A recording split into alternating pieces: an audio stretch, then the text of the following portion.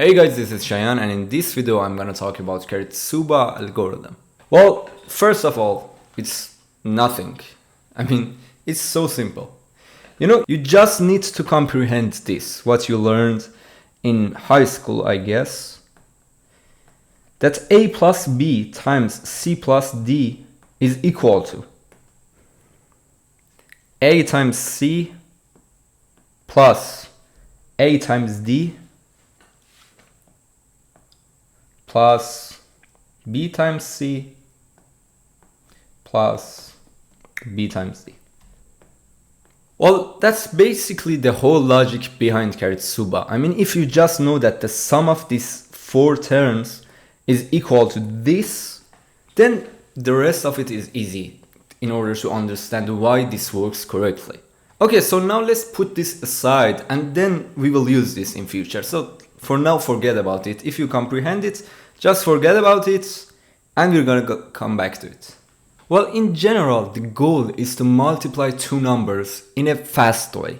What we learned in school was that when we want to multiply two numbers, we will multiply each digit of the first number by each digit of the second number. For example, when I want to multiply 15 by, for example, 3, 2, 3, I first multiply this 3 by this 5, and I write 5 here, and I say that I have to add 1 to the next digits.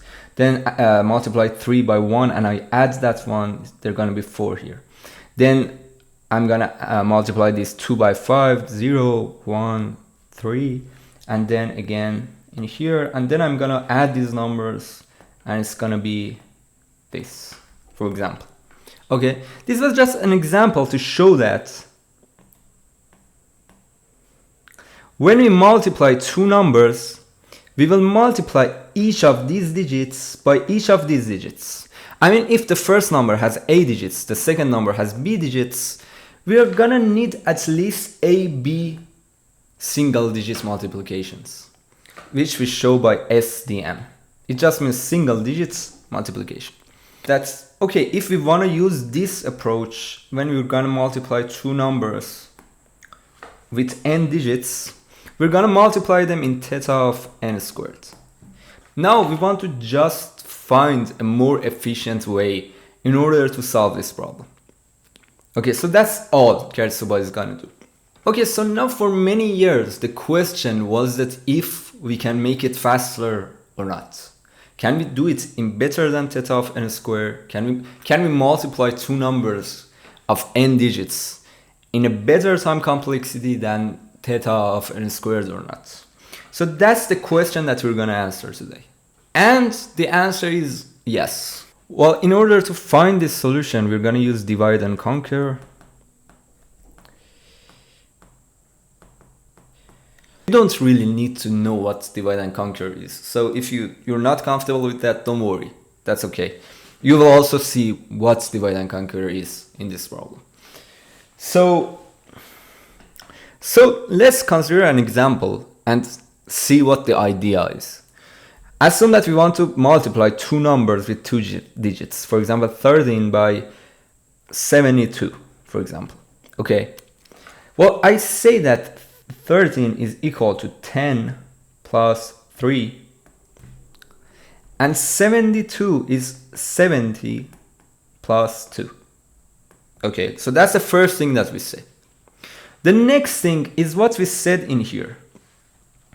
A plus B times C plus D is equal to this.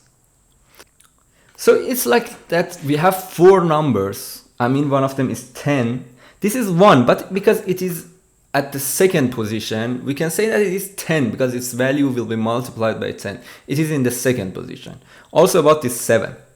So we can say that we should multiply this 10 by this 70, and then multiply 10 by this 2, then 3 by 70, and then 3 by 2. So these are just the digits. Just the difference is that this 1 is in the second position and this 7 is also in the second position. So we need to add a 0 at the end of it, because the value of these digits is not 1 anymore. It is in the second position. So you need a 0 after that. That's why 1 and 7 have a 0 after them, but the rest of digits don't. 2 and 3 don't. So the whole idea is that when we have this 1, we should multiply it by 10 to the power of 1, because it is at the second position. If it was at the third position, I had to multiply it by 10 to the power of 2.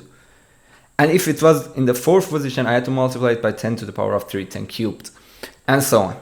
So we can say that it's like 10 is just 1 multiplied by 10 to the power of 1. 70 is just 7 times 10 to the power of 1, plus 1 times 10 to the power of 1 times 2, plus 3 times 7 times 10 to the power of 1 plus 3 times 2.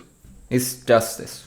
Okay, it's nothing complicated. Don't just see this whole equations and say, oh, how long it is.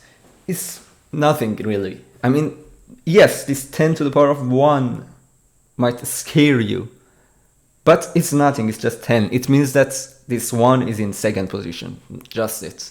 There's no complicated mathematics behind it. It is just saying that, okay, 1, but it is in the second position.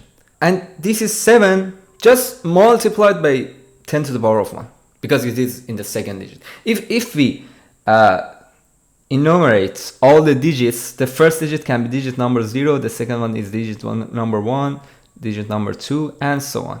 Each one of them should be multiplied by 10 to the power of the number of digits. So this 10 to the power of something is nothing complicated. It just says that, yeah, 7, but in the second position. Okay. And this is going to be equal to 1 times 7. Then we can consider both of these 10 to the power of some things together. Okay. So it's times 10 to the power of 2.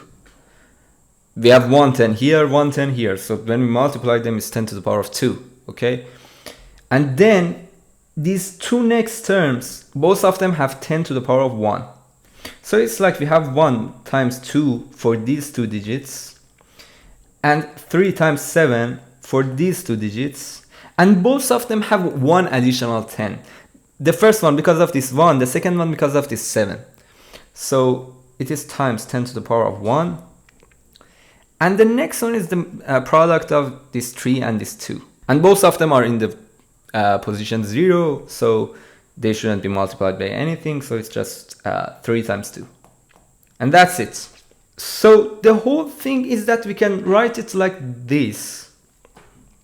And this is not just for 2 digits. We can even say this for more than 2 digits. I'm just saying this is equal to this. I'm saying that they are equal. Just accept that they are equal. I'm not saying anything about the algorithm. Just accept that this is equal to this. Now assume that we have 2 numbers with more than 2 digits. Assume that they have, for example, 10 digits.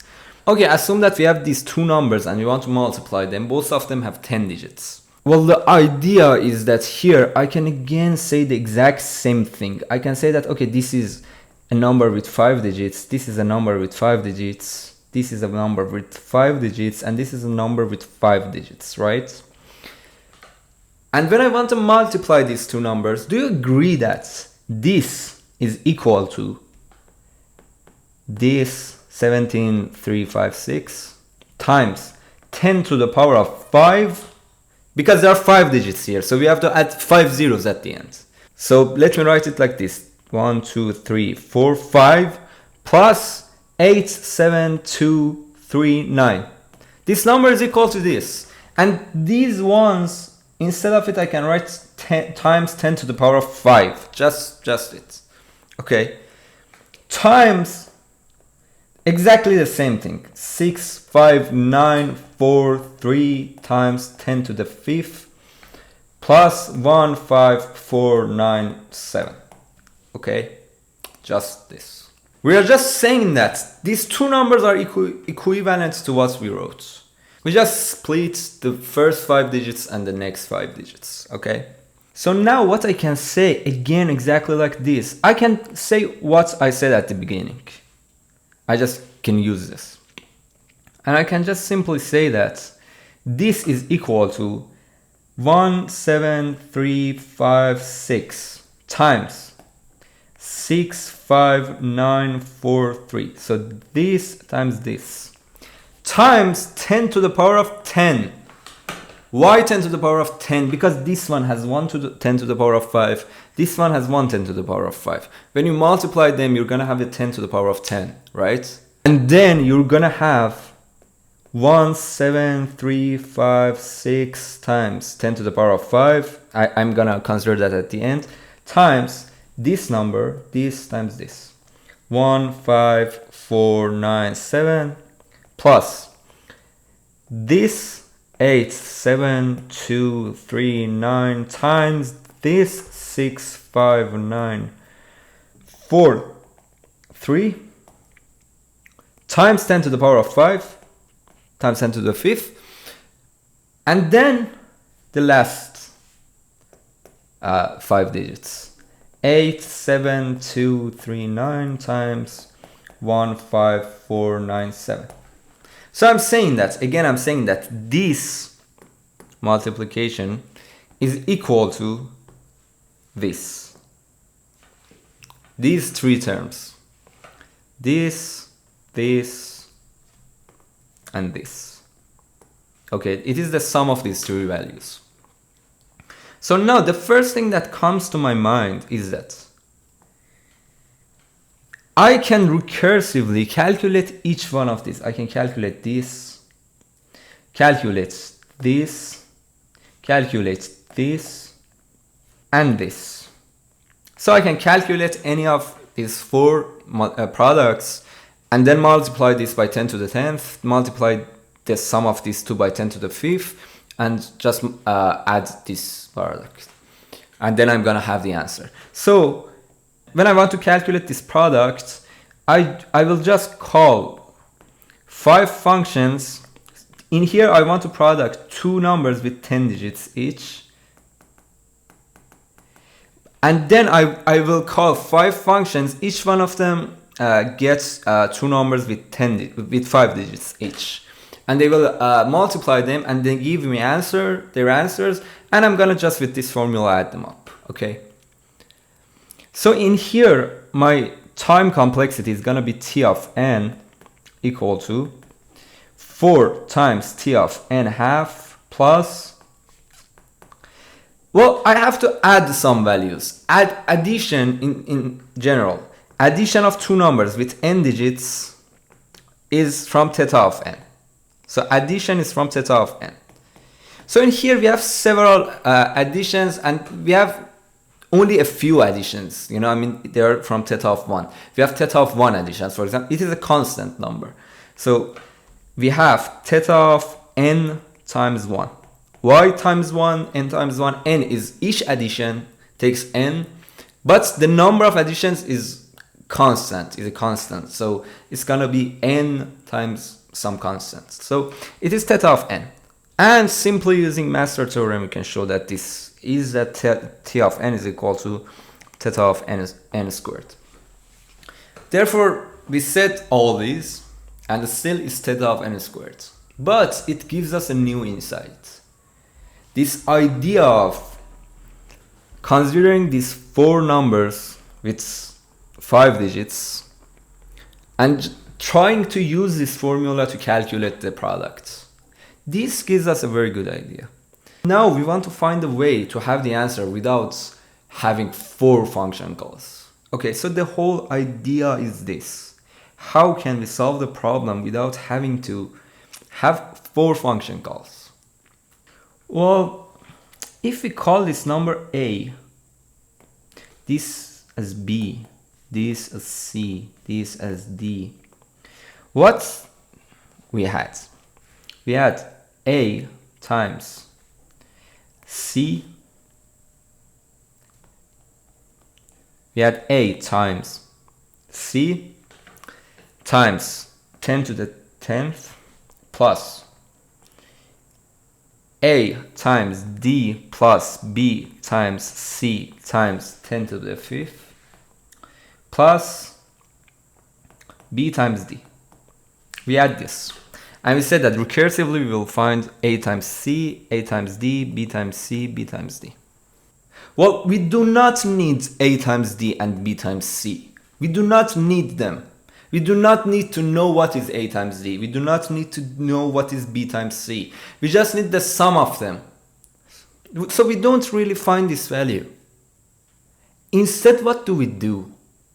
Assume that I've found out all the numbers. For example, the first number is A times C. This one is A times D. This one is B times C and B times D. Assume that I calculated all these four numbers. What can we say about these four numbers? These four numbers have a very important characteristics.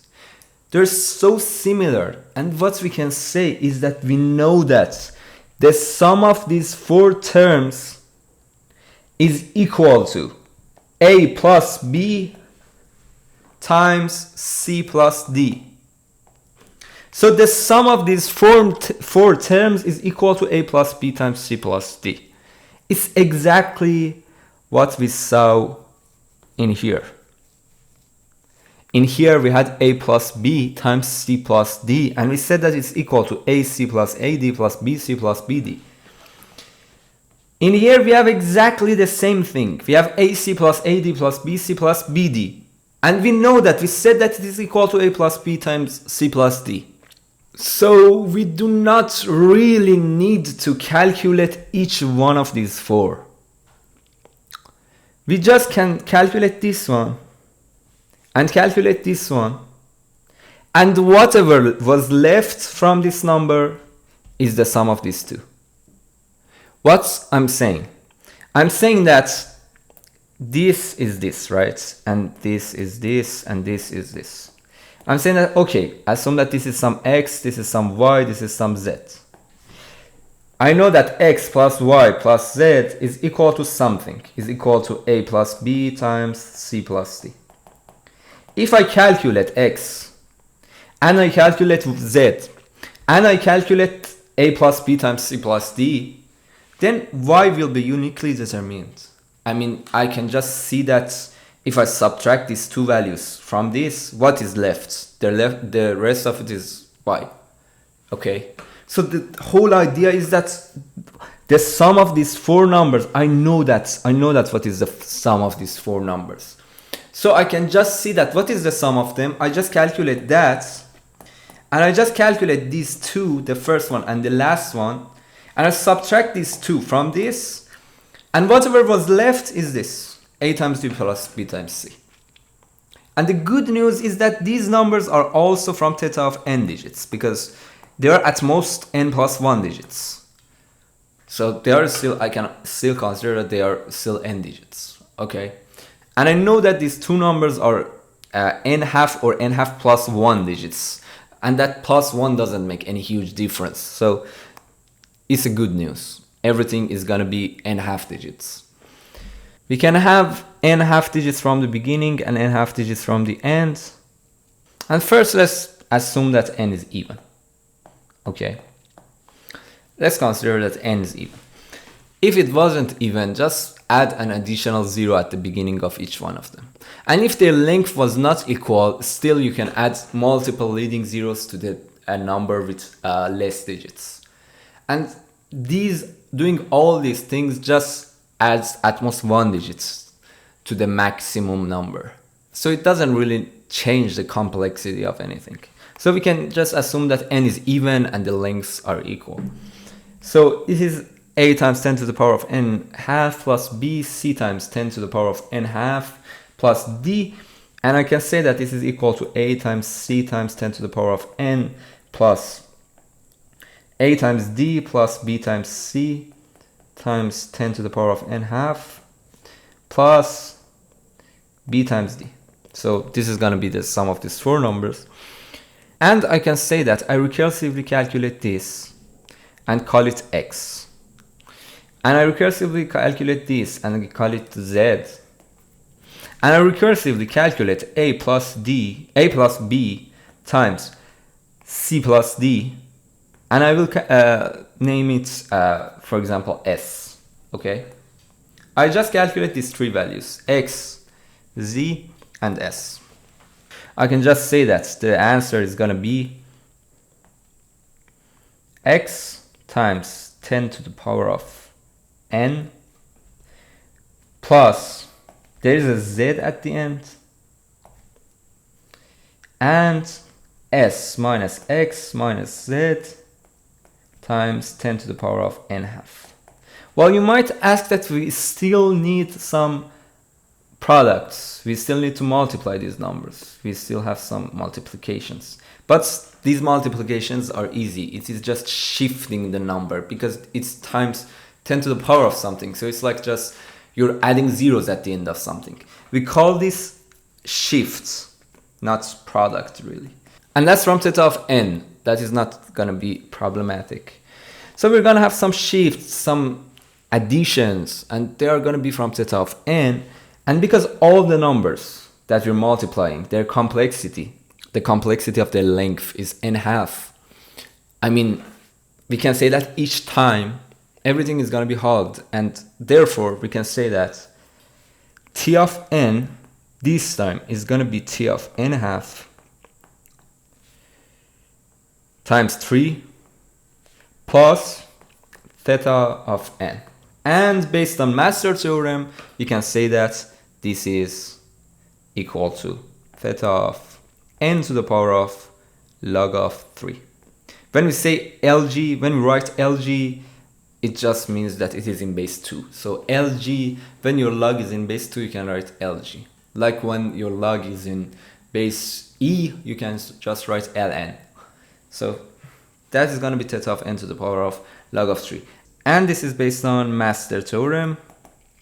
If you are not completely okay with master theorem, I recommend you to watch my other video about master theorem. So that's all about Karatsuba algorithm. And that's a very interesting idea because log of 3 is around 1.58. And we have improved theta of n squared to theta of n to the power of 1.58. If you want to know a little bit about academia, that's the main thing that people who research in the theory field do. I mean, they have something, for example, the computer has an algorithm to do something with some time complexity, and they just think that how can we do that faster? And they might come up with some creative ideas to do that faster. And this is one of the well-known one of them. You can multiply two numbers with n digits each, but do not do it in theta of n squared, but do it in theta of n to the power of 1.58. That's kind of interesting. And the whole thing that it uses in order to find this out is just a simple high school mathematics. We just say that a plus b times c plus d is equal to ac plus ad plus bc plus bd. That's all. And about this divide and conquer part, well, this is what we call divide and conquer. When we just divide our problem into some sub-problems. For example, in here, our problem was the product of two numbers with n digits each. We broke it, we divided it in several sub-problems. And each one of them was some smaller sub-problem. And then we just say that we calculate them and we find them out, and using them we will solve the general problem. That's divide and conquer. You divide and then you conquer. You know what I mean? You just divide the problem, you solve them, and using them you will solve the general problem. That's all. Well, divide and conquer usually has some recursion, and you need to be familiar with that recursion. If you want, you can also watch my video about recursion. So that's all. Now just about some corner cases. Well, the first thing was that we said, what if one of the numbers had less digits compared to other? As of now, we just say that each one of them have n digits. Well, first of all, the most trivial solution that we can have is that, okay, if they had different number of digits, just add some additional zeros at the beginning of the second one, the shorter one. Then they're gonna have same number of digits. and everything is solved. This is how you solve a problem in mathematics. Just think simple. So that's the simplest idea that comes from top of your head. And what if n was odd? Well, if n was odd, then just add an additional 0 as well. Okay? Is it okay now? But there are some other approaches in order to make it, in order to solve it in these cases. And that's, for example, one approach that people use. This was the first approach to resolve this issue if the length was not equal. Well, the second approach is that when you multiply two numbers, well, first of all, if n was not even, you can just say that you will consider the floor of n half, and you will split that digits from the right part, and you will have all the rest of the digits from the left part. Okay, so you will split it in a way that to the right of your line, there would be exactly floor of n half digits. So being odd is not really a big of a deal, and that's okay. But when the lengths are not equal, there are usually two approaches. So this gives us an approach 2 and an approach 3. Approach 2 says that, okay, only consider the one with the longest length and split that one. That works. I mean, okay, consider that we split it with the one with more length, with a longer length. So still, it is somehow similar to if we had put zeros at the beginning of the other one. They are really similar. We will continue, and whenever the number of digits in one of them became 1, we don't continue anymore. Because if one of them has, for example, x digits and the other one has 1 digit, then we're done. We can just multiply them and it's going to be theta of x. It is better that if we just keep branching and then find out that, you know, if we would branch, for example, if one of them has 1 digit, and one of them has more than 1 digit. For example, it's like this. If we had zeros in here, we had to branch, and then we reached some point that see that we are zeros, so they will return 0. So why doing that when we can just in here say that, okay, multiply this by this in theta of x. That's going to be better than theta of, this is going to be theta of x, but if we just branch, it's going to be x to the power of 1.58. So we can just do this. We can just continue until one of them, the minimum one, become 1.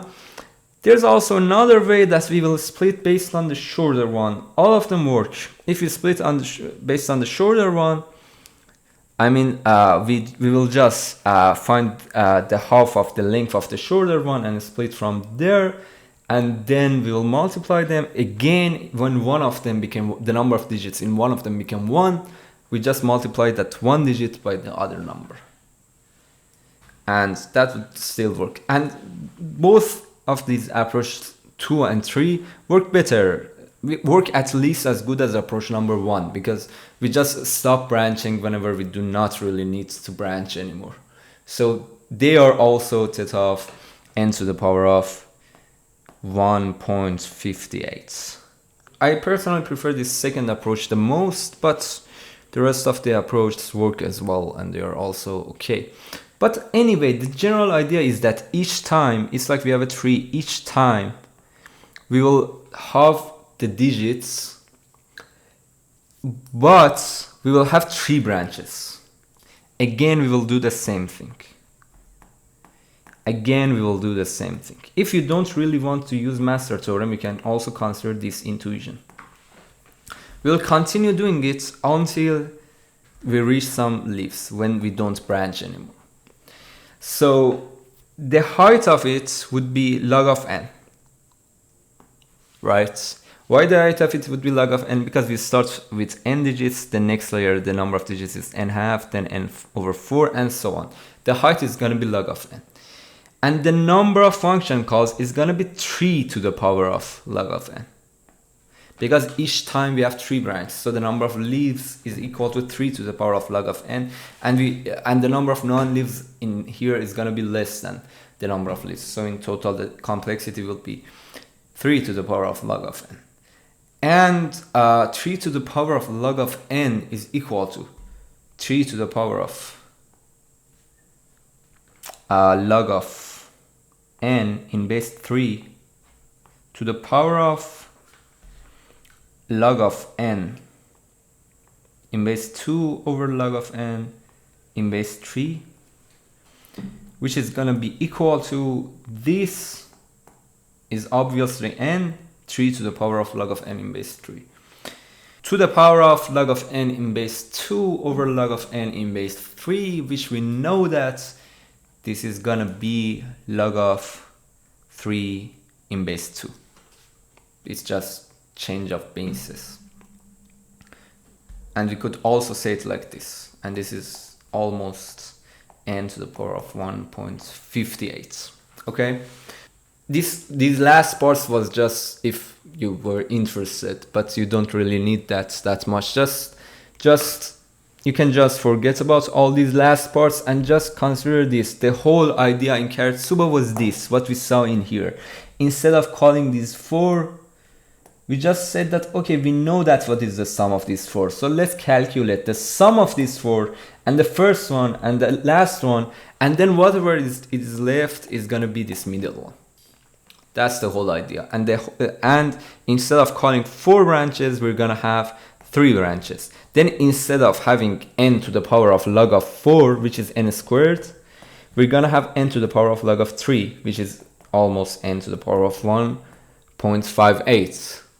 Okay, so when we change the number of branches from 4 to 3, we will have this instead of this. So I hope that it was clear for you. So if you have any questions about it or you had any suggestion, you can drop your comments down below and I will try to answer your questions ASAP. So take care, Shayan.